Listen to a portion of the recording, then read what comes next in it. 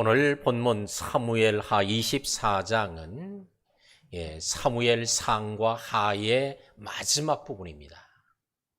이 마지막 부분에서 세 가지를 얘기하고 있는데, 첫 번째는 초반부에는 다윗의 인구조사하는 내용이 담겨져 있고, 그 다음에 중반부에는 인구조사에 대한 하나님의 징계가 나타나고, 그 다음엔 징계에 대한 마지막으로 하나님께 제사할 때에 다윗의 제사와 기도를 들으시고 다시 용서하고 회복하시는 내용이 이제 마지막으로 되어져 있습니다.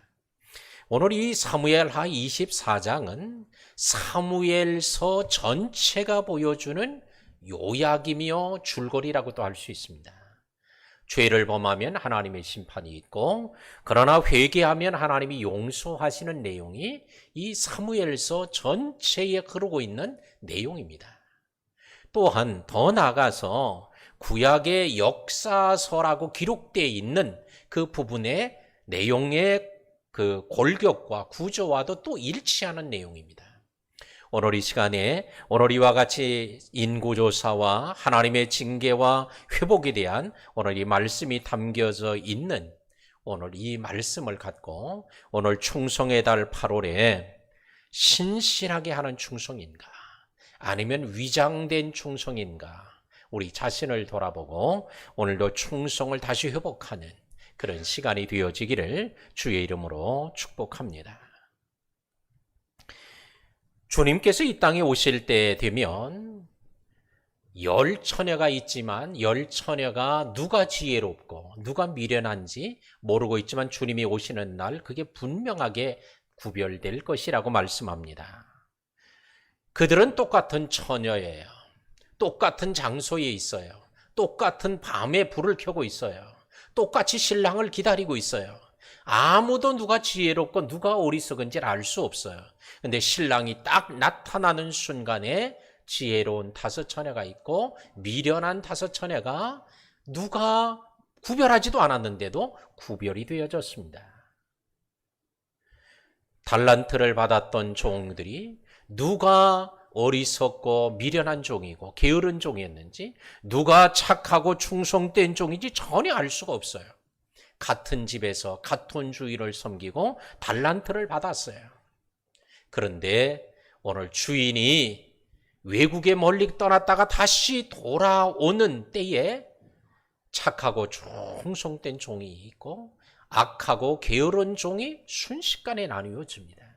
주님이 오시는 날도 그렇게 될 줄 압니다. 양과 염소가 같은 목자에 의해서 키워지고 돌봄을 받습니다. 같은 들판에서 풀을 뜯어먹습니다. 같이 쉴 때 그늘에 들어가 쉬고 같이 시냇가에 가서 물을 먹습니다. 그러나 저녁이 되면 양은 양대로, 염소는 염소대로 나뉘어지고 오늘 드러나게 됩니다. 곡식과 가라지가 추수할 때가 되면 같이 드러나고, 또한 알곡과 쭉정이가 나뉘어집니다. 선한 목자, 악한 목자, 사꾼 목자가 누구인지 알 수 없어요. 그러나 주님이 오시는 날 이게 확연히 드러나게 될 것입니다. 오늘 이 성경에도 신실하게 충성하는 자와 위장으로 충성하는 자의 모습이 드러납니다. 겉으로는 누가 진실하게 충성하는 건지, 누가 위장된 충성자인지 전혀 알 수가 없어요. 자, 오늘 이 시간에 오늘 신실한 충성, 위장된 충성이란 이런 제목으로 우리 함께 말씀을 나누면서 오늘 이 시간에 말씀을 듣고 오늘 위장된 모습은 주님의 십자가 앞에 다 내어놓고 오늘 신실함으로 돌아가는 우리 모든 성도, 또한 이런 신실함으로 주를 맞는 성도들이 되기를 주의 이름으로 축복합니다. 1절 말씀 보겠습니다. 여호와께서 다시 이스라엘을 향하여 진노하사 그들을 치시려고, 그래요.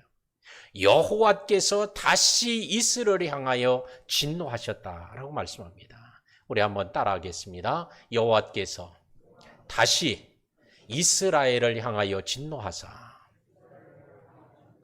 하나님께서 이스라엘을 향하여 진노하시는데 다시 진노하신다는 거예요. 또 다시 진노해. 그러면 진노하신 적이 있냐? 21장, 사무엘하 21장에 이미 3년 동안의 기근을 당하는 하나님의 진노가 있었습니다. 근데 3년 진노를 하나님의 심판을 받았는데도 하나님께서 또 저들에게 진노하시려고 주님이 찾아오신 거예요. 그럼 왜 이렇게 하나님의 진노를 받았는데도 불구하고 또 진노를 받게 되었을까? 왜 그랬을까? 하나님께서는 자신이 세운 다윗 왕을 이스라엘 백성들이 반역하고 압살롬의 난에 참여합니다. 또한 세바의 반란에 참여해서 다윗을 제거하고 자신들이 원하는 사람을 세우려고 하는 거예요. 하나님은 자기가 기름 부어 세우신 다윗 왕을 반역하는 것을 자기를 향한 반역으로 하나님 보신 거예요. 하나님이 하신 일을 못마땅히 여기고 하나님이 하신 일을 받아들일 수 없다고 해서 압살롬의 반역에 참여해서 압살롬을 왕으로 세우려고 하는 거예요. 세바의 난이 일어났을 때 세바의 편에 섰습니다. 그러자 하나님은 자신을 반역하는 그들을 향하여 3년 동안 기근을 보내셨는데도 저들이 깨닫지 못하고 계속 그런 마음을 가지고 있게 되자 하나님은 다시 그들에게 진노하시려고 주님께서 오늘 다윗을 어떻게 격동하셨다고 오늘 말씀합니다. 다윗을 격동시키사 그래요. 그런데 이 말씀이 역대상 21장 1절에 가면 똑같은 사건에 대한 기록을 하는데도 오늘 표현이 다르게 되어 있습니다. 사단이 일어나 다윗을 충동하여 이스라엘을 계수하게 하니라. 사무엘하 24장에서는 하나님이 다윗의 마음을 격동했다고 되어 있는데 역대상 21장에 가면 사단이 일어나 다윗을 충동했다고 되어 있어요.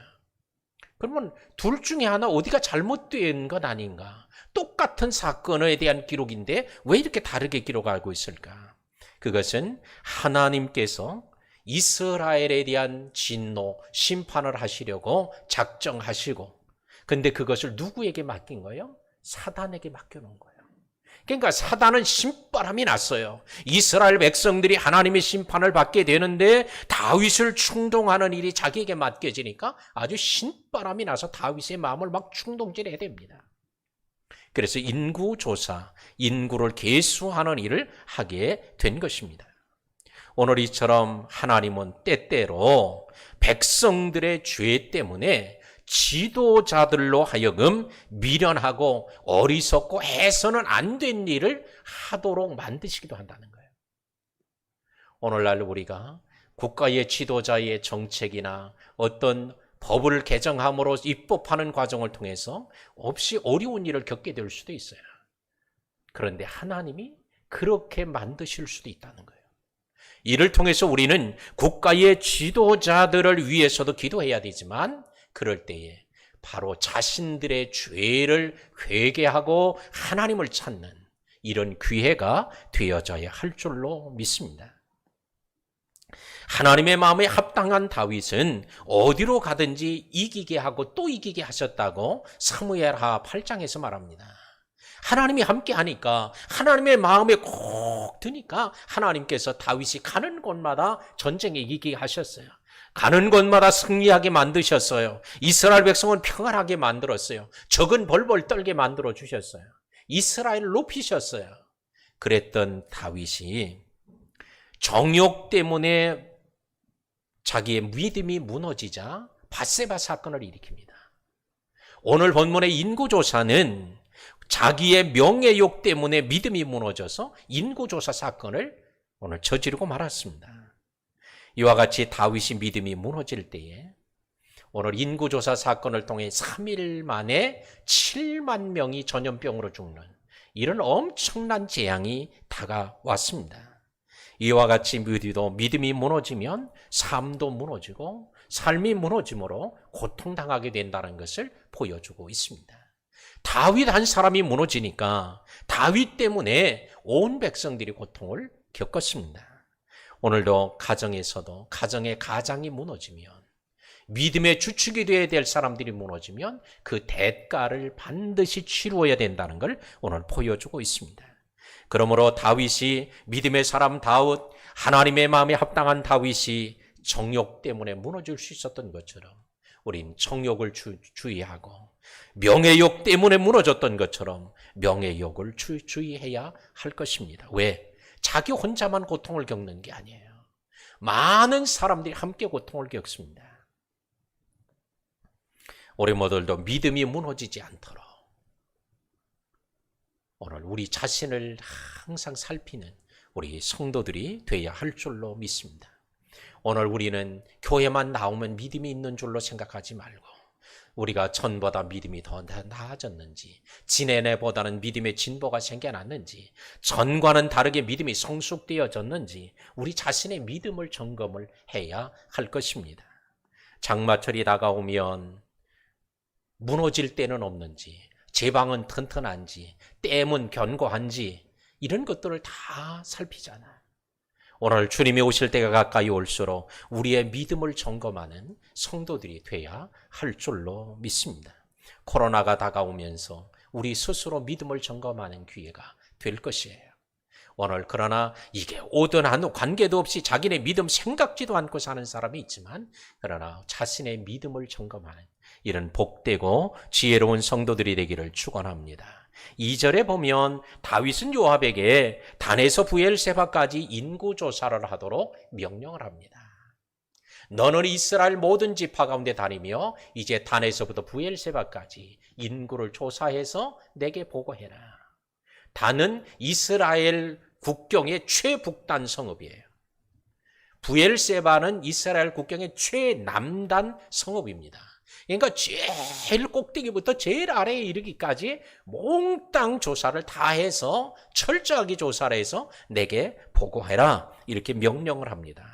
그러나 하지만 다윗의 인구조사 명령이 요압은 적절하지 않다고 반대를 표하고 나섰습니다.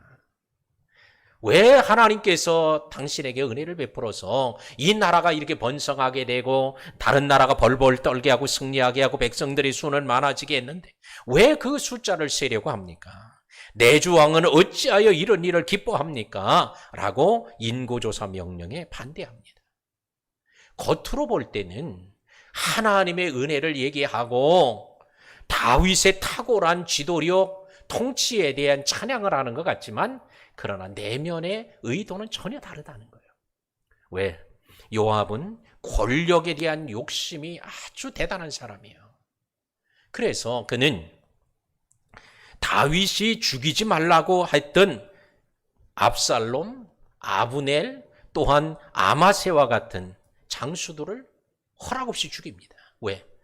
자기에게 앞에 권력에 해가 되거나 걸림돌이 된다고 생각하니까 그냥 허락도 없이 죽여버려요.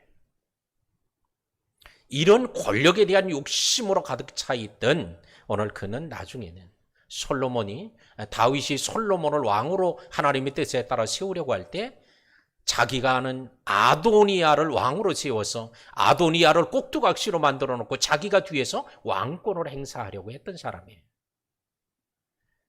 이런 겉으로 볼 때는 하나님을 찬양하고 또한 다윗을 막 높이는 것 같지만 실제는 자기의 권력에 대한 욕심 때문이었습니다. 왜냐하면 인구조사를 하게 되면 자기가 궁궐을 비워놔야 되고 다윗의 곁에서 떠나서 여러 달 동안 가서 조사를 해야 돼요. 그러는 동안에 권력으로부터 멀어지고 권력을 빼앗길까 대한 이 두려움 때문에 반대하는 거예요. 입으로는 하나님의 은혜를 말하는 것 같고 입으로는 다윗의 통치를 찬양하는 것 같지만 실제는 자기 욕심이 꽉 차 있는, 다시 말하면 위장된 충성임을 볼 수 있습니다. 오늘 우리 안에도 오늘 요압에게만 이런 것이 있는 게 아니라 우리들 가운데도 우리의 신앙생활에도 이런 것들을 발견할 수 있을 것입니다. 경건의 모양은 있으나 경건의 능력이 없는 위장된 경건이요.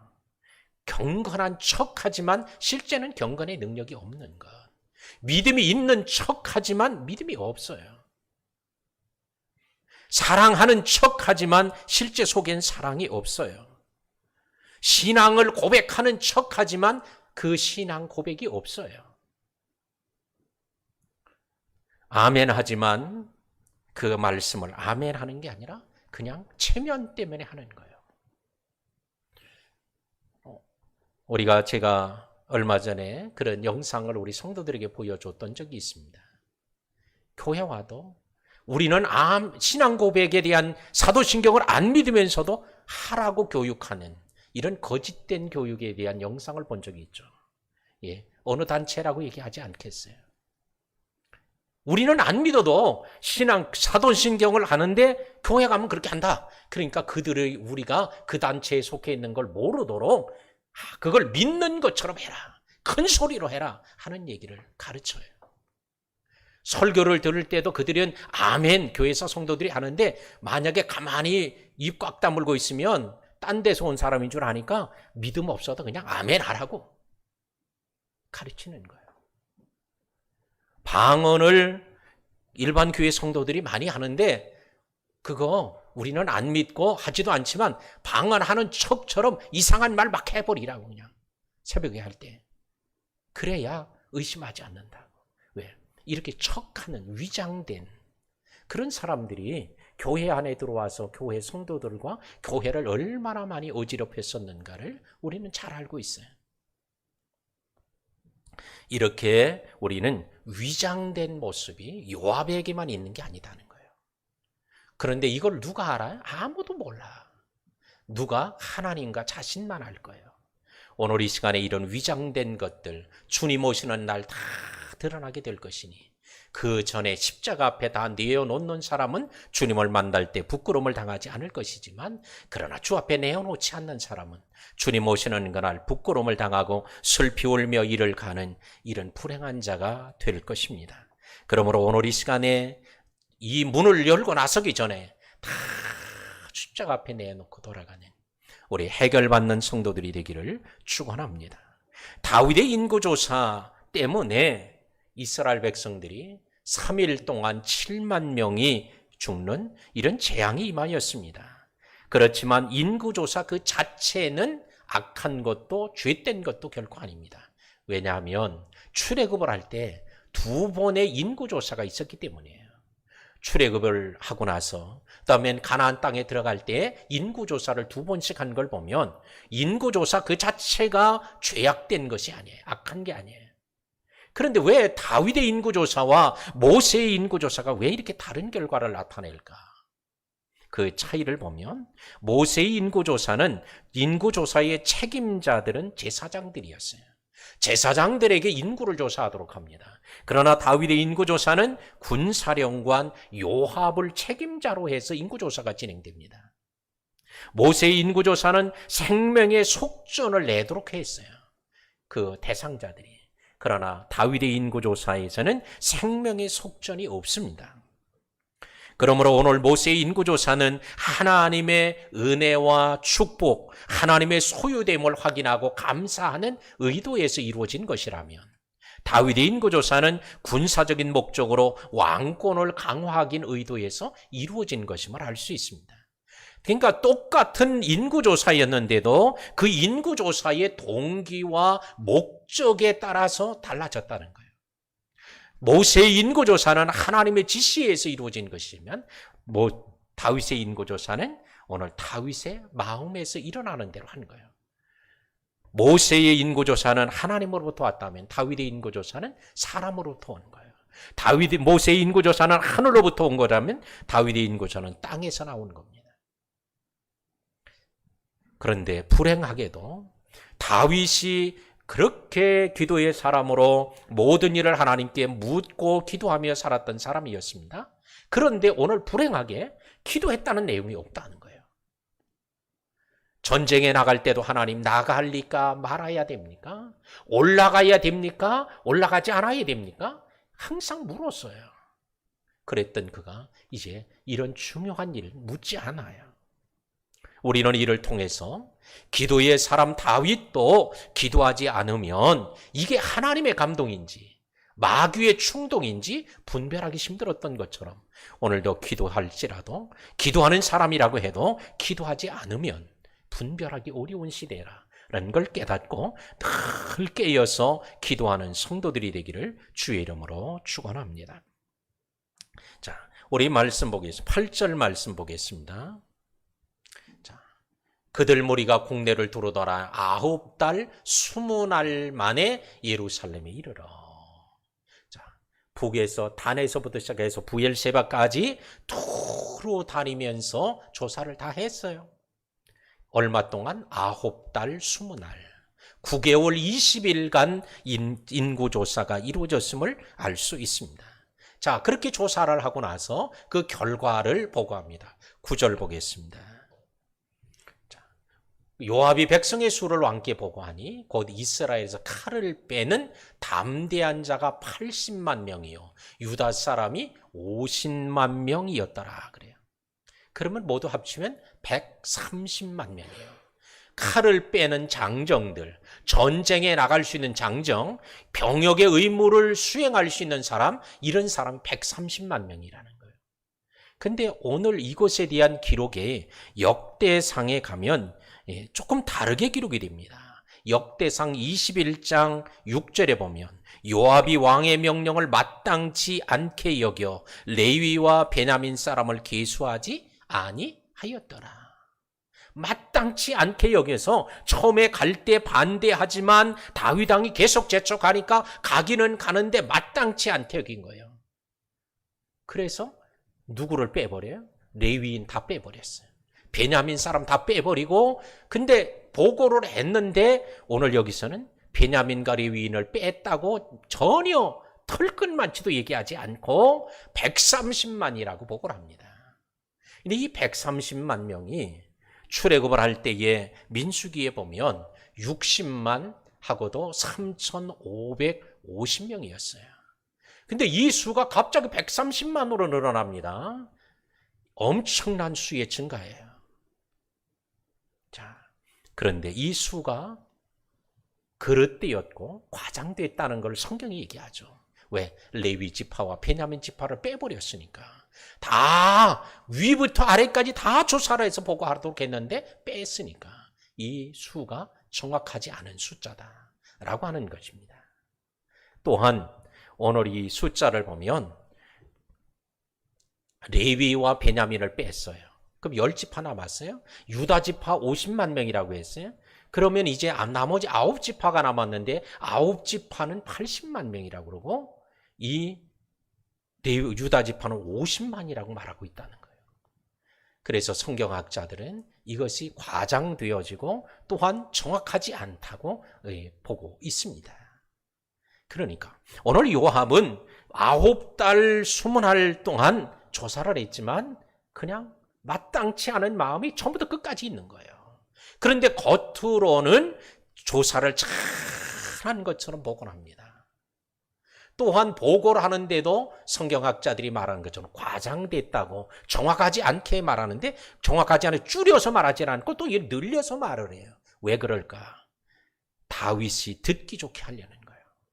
그러니까 겉으로는 이런 많은 숫자를 말함으로 하나님께서 복을 주셨기 때문이고 다윗이 잘 나라를 다스렸기 때문이라고 하는 걸 겉으로 드러내미지만 실상은 자기의 욕심 때문에 자기의 권력에 대한 욕심, 이거를 놓지 못한 위장된 충성의 모습을 우리는 여전히 여기서도 볼 수 있습니다. 이 요압은 결코 오늘 이와 같이 인구조사를 마치고 나서도 오늘 계속적으로 자기의 권력에 대한 욕심을 놓지 않으므로 오늘 다윗에게 큰 가시노릇을 합니다. 다윗은 그의 일생을 통해 보면 그의 젊은 시절에는 사울 왕이 가시노릇을 해요. 사울 왕이 전쟁에서 전사하고 나니까 가시가 없어졌는가 그랬더니 이제는 압살롬 그의 아들이 가시노릇을 하는 거예요. 또 중반부에는. 후반 그의 통치 말기에는 요압이 가시노릇을 하는 거예요. 그래서 허락 없이 왕들을 죽이고 압살롬을 죽입니다. 아도니아를 왕으로 세우려고 하다가 결국 다윗의 유언에 따라 솔로몬에 의해서 죽임을 당합니다. 다윗은 평생 동안 가시가 늘 따라다닌 사람이에요. 초기에도 사울이, 중반부에는 압살롬이, 말기에는 요압이. 그런데 다윗은 시편 25편 15절에서 말합니다. 내 눈이 항상 여호와를 바라보면 내 발을 그물에서 벗어나게 하실 것이미로다. 내가 늘 항상 하나님을 바라볼 수 있게 되었다는 거예요. 뭐 때문에? 가시 때문에. 가시가 있으니까 하나님을 의지하지 않을 수 없었다는 거예요. 그래서 그는 고난당한 게 내게 유익이 되었다고 말하고, 내가 고난당하기 전엔 그렇게 행했지만 고난을 당한 후에 주의 말씀을 지키게 되었다고 말하고, 고난당하기 전엔 하나님의 말씀을 무시하고 아무렇지도 않게 살았지만 고난당하고 난 후에는 천천금원보다도 더 귀하게 여기게 되었다고 말하고 있습니다. 오늘 하나님은